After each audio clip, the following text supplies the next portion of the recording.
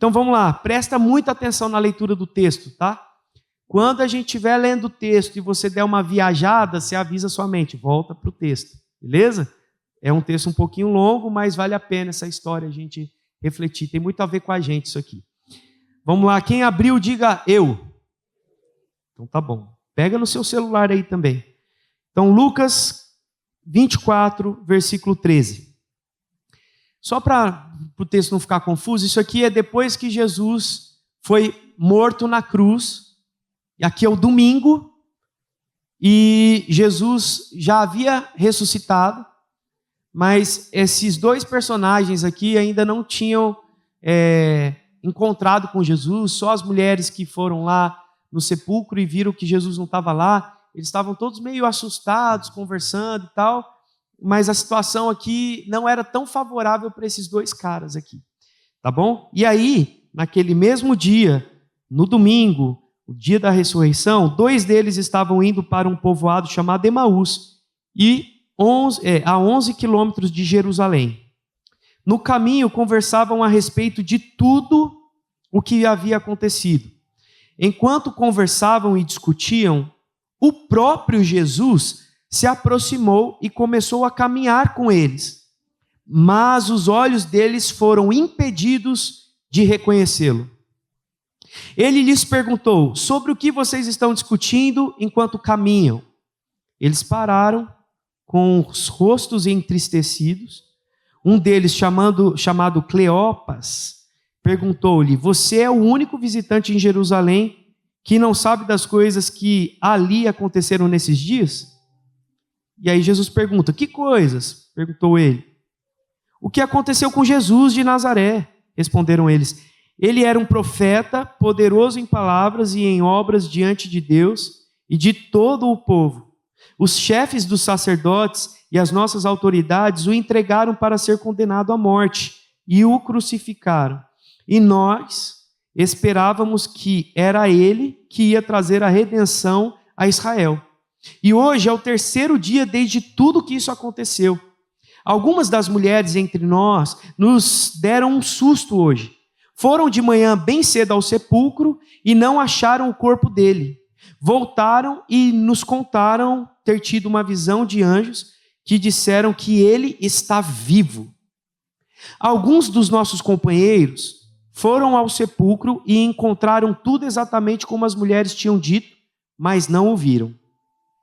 Ele lhes disse: como vocês custam a entender e como demoram a crer em tudo o que os profetas falaram. Não devia o Cristo sofrer estas coisas para entrar na sua glória? E começando por Moisés e todos os profetas, explicou-lhes o que constava a respeito dele em todas as Escrituras. Versículo 28. Ao se aproximarem do povoado para o qual estavam indo, Jesus fez como quem ia mais adiante. Mas eles insistiram muito com ele. Fique conosco, pois a noite já vem. O dia já está quase findando. Então ele entrou para ficar com eles. Quando estava à mesa com eles, tomou o pão, deu graça, partiu e deu a eles. Então os olhos deles foram abertos e o reconheceram, e ele desapareceu da vista deles. Perguntaram-se um ao outro: não estava queimando o nosso coração enquanto ele nos falava no caminho e nos expunha as Escrituras? Levantaram-se e voltaram imediatamente para Jerusalém. Ali encontraram os 11 e os que estavam com eles reunidos, que diziam: é verdade, o Senhor ressuscitou e apareceu a Simão. Então os 2 contaram o que tinha acontecido no caminho e como Jesus fora reconhecido por eles quando partia o pão. Todos entenderam o texto? Entenderam? Glória a Deus. Vamos orar? Pai, na sua presença que nós estamos, eu peço que o Senhor nos ajude, Pai, a entender não só o texto gramaticalmente, mas a entender as nuances e a profundidade desse encontro de Jesus durante o caminho, durante a estrada. Que o Senhor, Pai, nos ajude através da revelação do Espírito Santo e nos transforme à luz da sua palavra, conforme o teu querer. Assim nós oramos e agradecemos. Em nome de Jesus, amém. Meus amigos, o caminho de Emaús. Emaús era um povoado simples, razoavelmente perto de Jerusalém. Para a gente que anda de carro, 11 quilômetros a gente faz muito rápido. Se for em São Paulo, dependendo do lugar, a gente demora para caramba. Mas 11 quilômetros andando é um chãozão. E esses discípulos não andavam apressados, eles andavam e conversavam no ritmo de uma conversa. Como você anda com seu amigo, por exemplo, com a sua amiga, quando você está numa caminhada, por exemplo. Só que esse caminho aqui é um caminho de dor e de tristeza, de incerteza. Os discípulos que olhavam para Jesus, o Cleopas e o amigo dele, a gente não tem muita história sobre o Cleopas, só tem o nome dele que o autor, o Lucas, colocou aqui, mas a gente não tem muita informação. Mas uma coisa é certa, esses 2 discípulos não faziam parte dos 12, tá bom? Esses 2 discípulos eram discípulos de Jesus, ouviam seus ensinamentos, em alguma viagem ou outra, em algum lugar ou outro, eles estavam acompanhados. Mas, eles estavam arrasados, tristes, entristecidos, porque a fé deles era depositada naquele Jesus que eles conheceram, como se fosse alguém que fizesse tudo aquilo que os profetas ensinaram no Antigo Testamento, que nós conhecemos como Antigo Testamento hoje, e para eles não estava certo o que tinha acontecido. Imagina, gente, Jesus foi morto, passou o sábado, no domingo, abre o sepulcro e não está mais lá o corpo. O que você pensaria? O que eu e você pensaríamos? Será que a gente já ia pensar assim, não está morto porque ressuscitou? É lógico, ele falou que isso ia acontecer. Os profetas narraram isso. Será que você pensaria isso? Será que eu pensaria isso? É uma pergunta retórica, a gente não precisa responder. Mas esses caras que conviveram com Jesus, você pode responder no seu coração, né? Mas esses caras que conviveram com Jesus, talvez muito parecido comigo, eles não acreditaram, não. Alguém foi lá, removeu a pedra e ocultou o corpo. O Império Romano, para que Jesus não fosse não fosse beatificado, né? Se bem que isso aqui ainda não tinha nesse tempo, mas o Império Romano foi lá e também ocultou o corpo. Eu não sei se logo de cara, quando a gente encontrasse, exceto aquelas mulheres, e quão maravilhoso é que Jesus ressuscita e se apresenta para as mulheres, né? Porque eu tenho a impressão que as mulheres têm mais fé que nós homens. Tanto que quando a gente vai para um ciclo de oração, quem que está lá orando? As irmãs do coque. Tem irmã do coque aí? Cadê? Ei, é isso. Aí Jesus, não à toa, aparece para as mulheres, e as mulheres são visitadas pelos anjos, e aí começa, meu Deus, gente, imagina essa conversa lá em Jerusalém, da ressurreição de Jesus. Imagina o que é isso, meu irmão. Como assim Jesus ressuscitou? Como assim? Mas isso é além do humano. E é mesmo, é além do humano.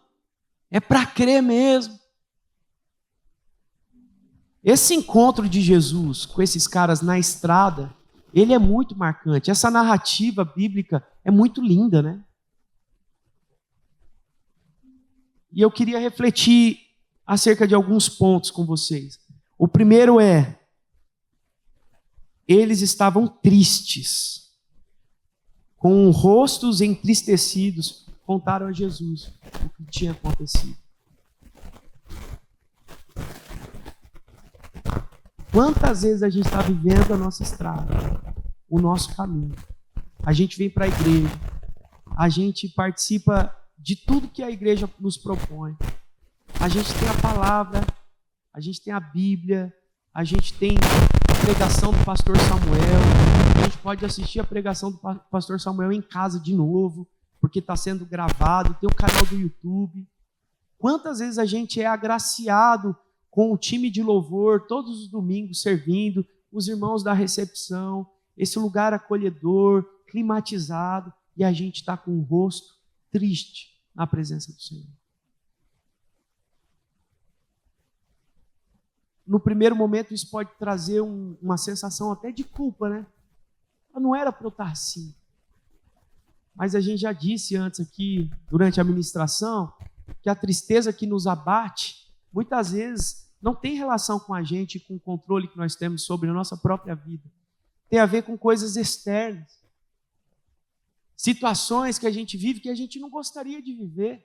Um diagnóstico, um relacionamento quebrado, uma decepção. Olha, esses discípulos aqui estavam decepcionados, cara. Eu depositei minha fé nesse profeta. É engraçado que eles chamam Jesus de profeta. Eu acho que se fosse Pedro nesse caminho aqui, Pedro diria, olha, nós cremos que Jesus era o Filho de Deus, porque ele falou, né? É o Filho do Deus vivo. Mas esses dois caras aqui só chamaram Jesus de profeta. Nós críamos que ele era o profeta. Ele morreu numa cruz, humilhado, envergonhado. Não é isso que a gente espera de um filho de Deus. Pega os poderosos desse mundo, do nosso século. Como eles vivem? Cercado por quantas seguranças? Andando como? Comendo o quê? Qual é o estilo de vida desses caras? É isso que o ser humano espera de um rei chamado Filho do Deus vivo, não é verdade? Faz sentido? Então, esses caras aqui, eles tinham acabado de passar por uma decepção. E a Bíblia nos ensina que eles discutiam pelo caminho, eles conversavam no caminho. A conversa devia ser muito triste, gente. Há 2 meses nós perdemos o meu sogro. Eu estava contando isso para o Mateus ontem. E o meu sogro faleceu de uma maneira muito inesperada. Foi fazer um procedimento, um stent. E aí teve uma parada cardíaca e não voltou mais, com 66 anos. Novo, não é? Quantas conversas pela estrada eu e minha esposa temos tido?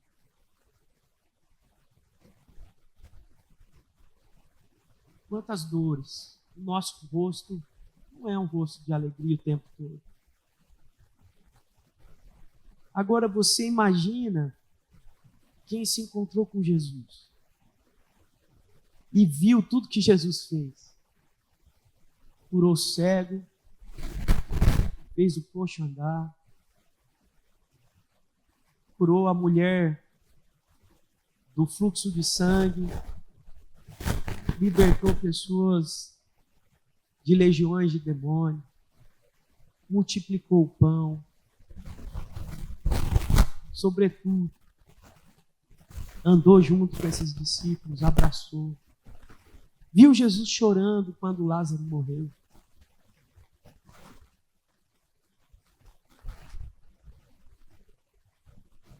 Quantas coisas a gente vê Jesus fazendo pelo caminho. Imagina a falta e a saudade desses caras. Uma outra coisa que me chama a atenção nesse texto é que os olhos deles foram impedidos de enxergar. Meu amigo, minha amiga, muitas vezes os nossos olhos são impedidos de enxergar. Talvez você esteja aqui hoje de manhã e não está enxergando nada. Você está no projeto de vida, pensando em avante e sem parar. Avante e sem parar. E você está dizendo isso. Mas Jesus está do seu lado e você não está enxergando Ele. Jesus está conversando com você e você não está enxergando Ele. Sabe por quê? Porque você não chama Jesus de Filho de Deus. Você chama Jesus de profeta. Nós chamamos Jesus de profeta. E nós não chamamos Ele de nosso Senhor e Salvador. Aquele que morreu no meu e no teu lugar. Faz sentido? Algo maravilhoso desse texto é que Jesus, depois de ouvir esses caras, e Jesus ouve, né? Jesus ouve. Mas o que está acontecendo? Jesus dá o tempo desses caras falarem, contarem toda a história. E aí Jesus fala, cara, vocês não entenderam absolutamente nada. Absolutamente nada. E aí a Bíblia nos conta que Jesus ensinou esses caras de Moisés, e hoje nós temos o Pentateuco, hoje a gente organizou, tem esses textos organizados. Então Jesus falou desde Gênesis, Êxodo, Levíticos, Números, Deuteronômio, explicou todo esse texto, esses textos, mais os textos proféticos, para eles entenderem qual era o plano de Deus para toda a humanidade, para todos aqueles que crescem. Jesus ensinou. Jesus parou, Jesus falou, ó, vem aqui. E detalhe, quando Jesus encontra esses caras não estavam orando. Esses caras não estavam no quarto chorando. Esses caras não estavam numa sinagoga, na igreja. Onde que Jesus encontra esses caras? No caminho. É assim que Jesus encontra você, meu amigo. É assim que Jesus encontra você, minha amiga. É enquanto você vive a tua vida. É o caminho que você está percorrendo. Ele vai lá, ele encontra você e ele mostra para você o quanto ele ama a sua vida, enquanto você é especial para ele, amém? Aí Jesus vem, te escuta e com braços de amor ouve, te abraça e te ensina. Sabe, meus irmãos, a gente está acostumado e a gente espera que Jesus faça o quê? Milagre o tempo todo. Milagre o tempo todo. Jesus não faz milagre.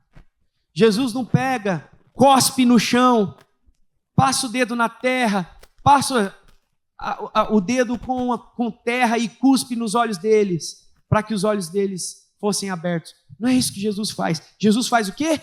Ensina as Escrituras. Oh, meu Deus. Ensina isso que você tem. Que você tem na cabeceira da sua cama e que você não tem trazido para o culto. Ensina isso que você tem em mãos, mas fica aberta no Salmo 91, na sala da tua casa. Ensina isso que você tem em mãos, mas você prefere 1000 vezes assistir uma série do que ter um tempo de devocional com o Senhor.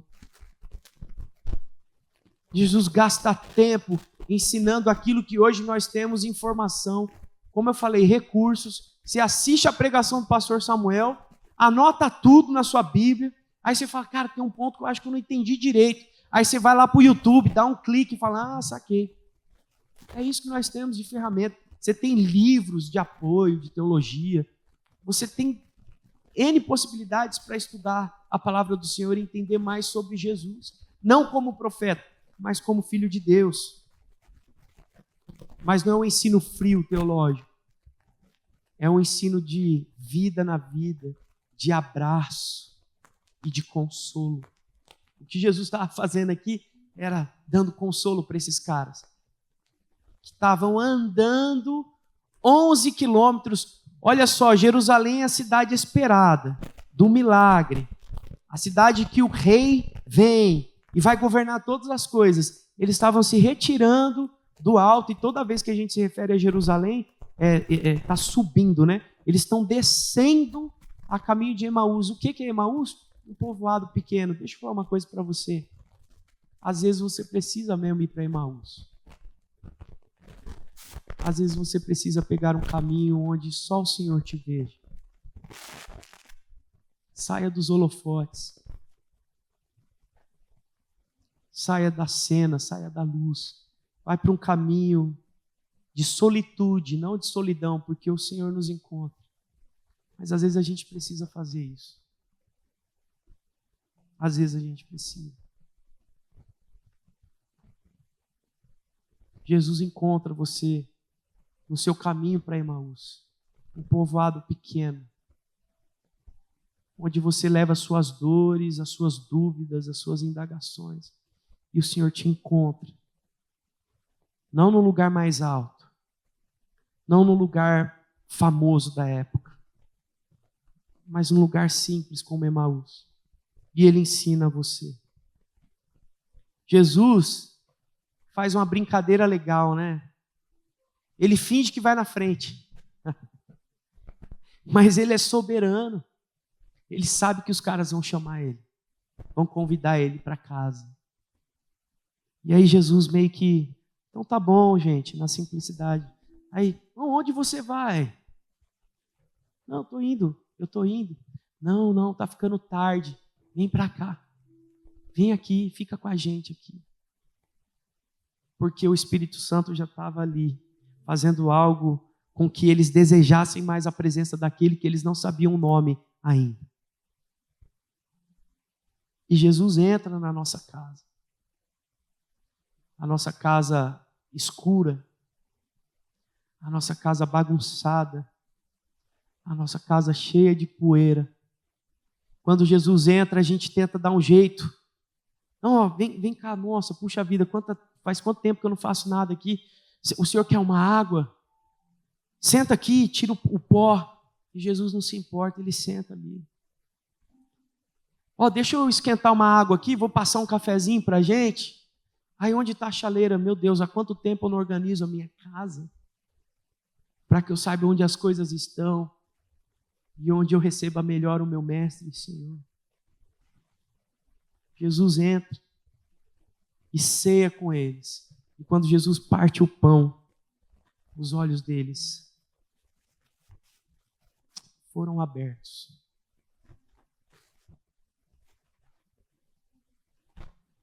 Quando ele parte o pão, é o seu próprio corpo, partido na cruz, por amor a eles, que os olhos deles são abertos. E toda a revelação é entendida e compreendida por aqueles que estavam tristes e que não entendiam quem estava no caminho com eles. Uma vez contaram uma história para mim de um cara que estava num barco, uma história famosa, talvez vocês conheçam. O cara estava no barco, o barco dele naufragou, e aí ele começou a orar, Deus, me ajuda, eu creio no Senhor, o Senhor vai me ajudar, o Senhor vai me libertar, o Senhor vai me tirar da morte, eu não vou me afogar. E aí passa um outro barquinho lá, e aí joga uma boia pro cara. Aí esse cara fala, não precisa, eu não preciso dessa boia. Deus vai me salvar. Eu estou orando, eu creio. Aí o cara olha assim, como assim, pelo amor de Deus, entra aqui. Não quero. Não, Deus vai vir, vai me tirar daqui. O cara segue a vida dele. Meu Deus, esse cara aí é lunático, maluco. Aí passa outro barquinho. O cara não tinha boia, mas queria com o remo ajudar o cara a subir no barco dele. Falou, não precisa me ajudar, Deus vai me ajudar. Eu creio, Deus vai me ajudar. Aí o cara não entende nada também, fala, esse cara tá maluco, vai embora. De repente, esse cara se afoga, morre.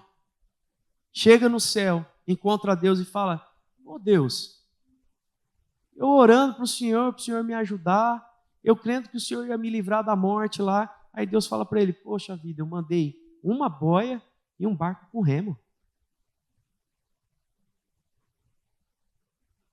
Às vezes é assim a minha vida e a sua vida.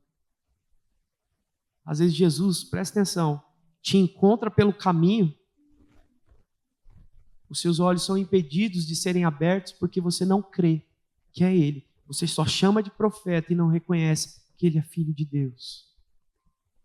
Nesse ano, projeto de vida 2026, a gente vai avante e sem parar. Mas a gente não pode desperdiçar os detalhes durante esse caminho que nós avançamos. Vocês estão entendendo? Está todo mundo entendendo? Jesus estava no caminho e pela sua infinita graça e bondade ele se revelou ao partir do pão. Mas quando ele vai embora, Um deles fala assim, ó, e aqui eu encerro: não estava queimando o nosso coração enquanto ele nos falava no caminho e nos expunha as Escrituras? Meus amigos, eles não falaram assim: não estava queimando o nosso coração quando ele impôs as mãos sobre nós e orou de maneira poderosa? Não é isso que está escrito. Não estava queimando o nosso coração quando ele soprou sobre nós o teu sopro? Não foi isso que está escrito. Não queimava o nosso coração quando ele ensinava, nos expunha a sua própria palavra pelo caminho. Meus amigos, o evangelho não tem outra coisa se não for isso aqui, ó. Para de ir atrás de onda. Para de tornar místico aquilo que não é, que é simples. O evangelho de Jesus é o evangelho da graça, que nos alcança, que nos faz novo de novo, que nos perdoa, que redime o nosso coração. E se a gente cai e peca de novo, a graça superabunda o pecado e nos tira de uma vida de pecado de novo, quantas vezes forem precisas. Esse é o evangelho de Jesus. Não há nada que eu faça para que Deus me ame mais. Mas também não há nada que eu faça para que Deus me ame menos. Não há nada que eu faça que me separe do amor de Deus. Nem altura, nem profundidade, nem a morte, nem a vida. Nada há de nos separar do amor de Deus. É o que o apóstolo Paulo nos fala em Romanos. Você crê nisso? Meus amigos, a gente tem que ter metas, a gente tem que ter alvos. Eu tenho as minhas, eu fiz a minha listinha. Mas a gente tem que estar o tempo todo atento com quem está no caminho com a gente. E a gente tem que voltar o nosso coração para a palavra do Senhor. Sem inventar moda, sem inventar onda. Tenha uma vida de oração, tenha uma vida de intimidade com Cristo. Venha para a igreja, faça parte daquilo que a igreja IEQ Paraíso está fazendo nessa cidade. Eu estou desanimado espiritualmente, Ale. Acho que o Espírito Santo já não tem me usado. Isso não é o que a palavra nos ensina. O que a palavra nos ensina é que nós fomos selados uma vez só, pelo Pai, Filho e Espírito Santo. Talvez você esteja num desânimo espiritual. E o que eu posso dizer para você é que o Senhor ama você. Não deixe de vir à igreja e parta o pão, mesmo quando você não estiver disposto. Coma do pão, beba do vinho, entregue o seu caminho ao Senhor. E enquanto você estiver vivendo nesse caminho, presta atenção, Jesus vai ao teu encontro. É nisso que eu creio. Todas as vezes que eu me vejo distante, Jesus vai ao meu encontro e fala: Ale, ainda bem que você tem a mim. Ale, ainda bem que você sabe que eu sou suficiente. Ale, mais uma vez, né? Mais uma vez, Jesus, não tem problema.